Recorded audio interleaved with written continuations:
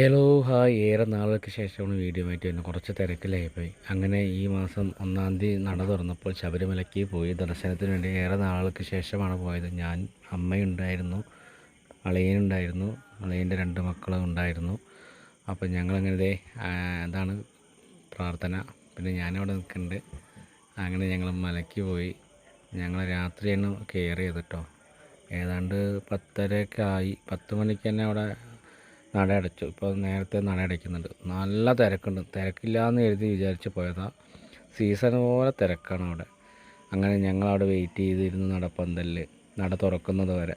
അങ്ങനെ അവിടെ ഒരു 1-1.5 മണിക്കൂർ ഞങ്ങൾക്ക് കുറച്ച് ഉറങ്ങാൻ കഴിഞ്ഞു. അങ്ങനെ കറക്റ്റൊന്നും ഉറങ്ങാൻ കഴിഞ്ഞില്ലെങ്കിൽ അവിടെ അങ്ങനെ ഇരുന്നു. 3-3:30ക്ക് നട തുറന്നു.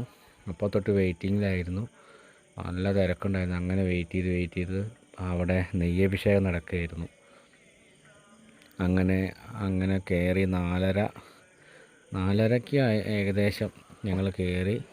ഭഗവാനെ ഒരു മിന്നായം പോലെ ഒരു സെക്കൻഡ് കാണാൻ കഴിഞ്ഞുള്ളൂ.